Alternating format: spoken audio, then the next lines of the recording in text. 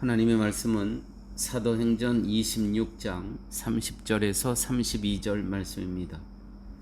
왕과 총독과 버니게와 그 함께 앉은 사람들이 다 일어나서 물러가 서로 말하되 이 사람은 사형이나 결박을 당할 만한 행사가 없다 하더라.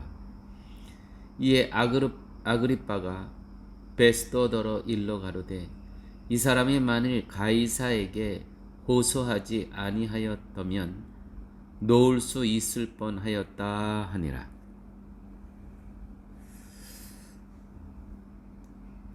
26장을 마치면서 결국 사도 바울이 그 어려운 형편에서도 자기가 결박당하고 있지만은 내가 결박당한 것 이외에 너희들이 다 나를 본받기를 원한다.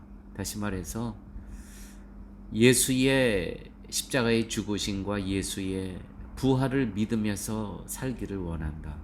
그 뜻이죠. 그와 같은 진리를 자신의 유익과 자신의 변호를 위해서 그 재판장에서 그 변론하는 기회로 사용하지 않고 오직 예수님만 전한 그 사실로 인해서 이제 사람들이 어떻게 평가하냐 하면 이렇게 평가합니다. 서로 말하되 이 사람은 사형이나 결박을 당할 만한 행사가 없다 하더라.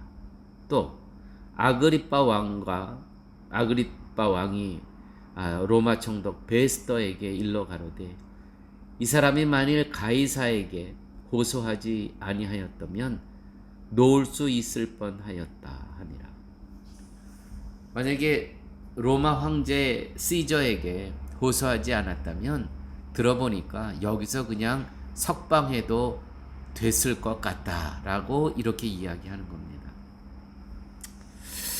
여러분, 바울을 통해서 세상에서의 교회의 위치를 한번 생각해 봅니다.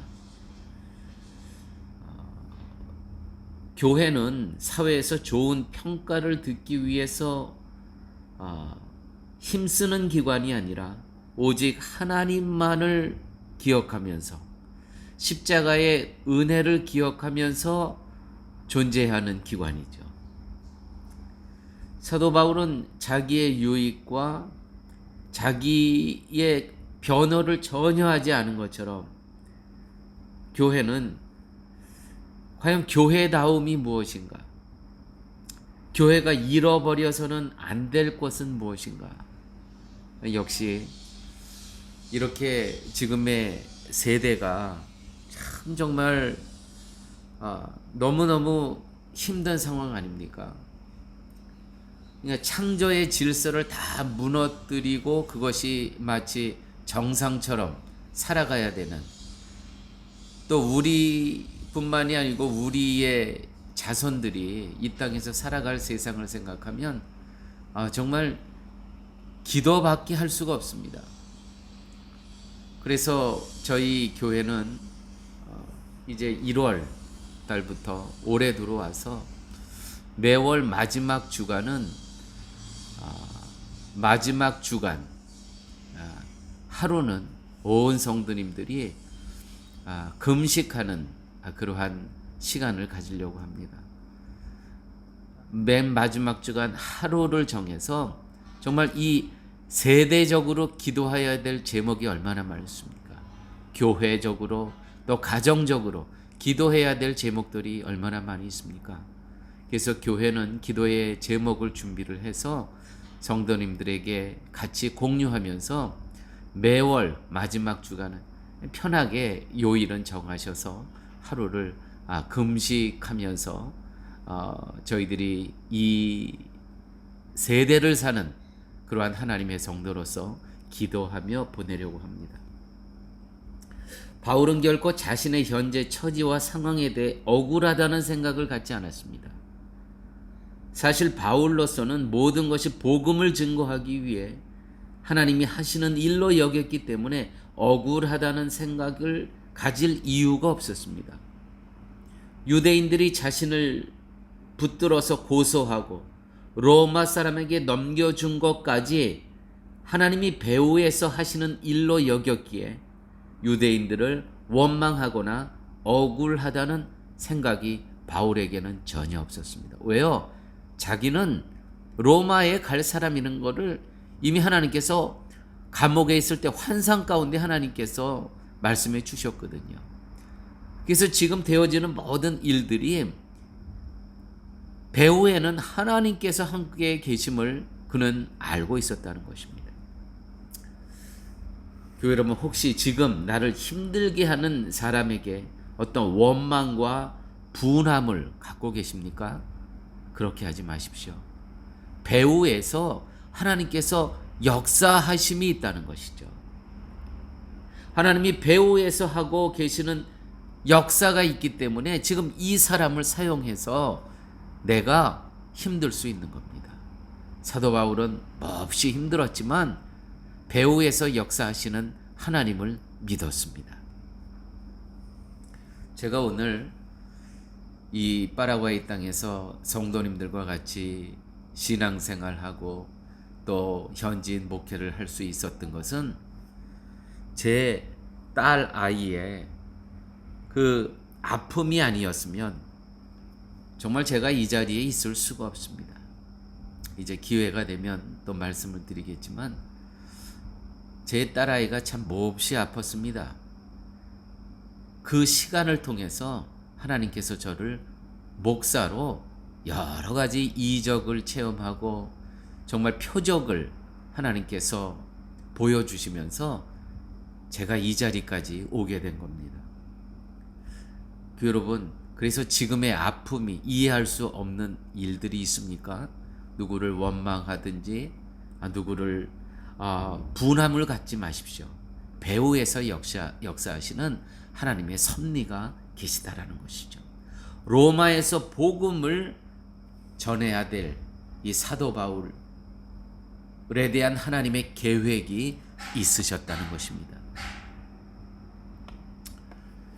여러분, 전도는 사람을 교회로 데려오는 싸움이 아닙니다. 교회마다 사람들을 교회로 데려오려고 교회마다 싸우는 거 제가 가끔 보는데, 누군가를 찾아가서 예수를 믿으라고 말하는 것도 필요하지만 무엇보다 중요한 것은 내 자신이 혹시 그리스도를 회방하는 자로 있지는 않은가. 우리는 전도하면서도요, 나는 전도한다 그래요.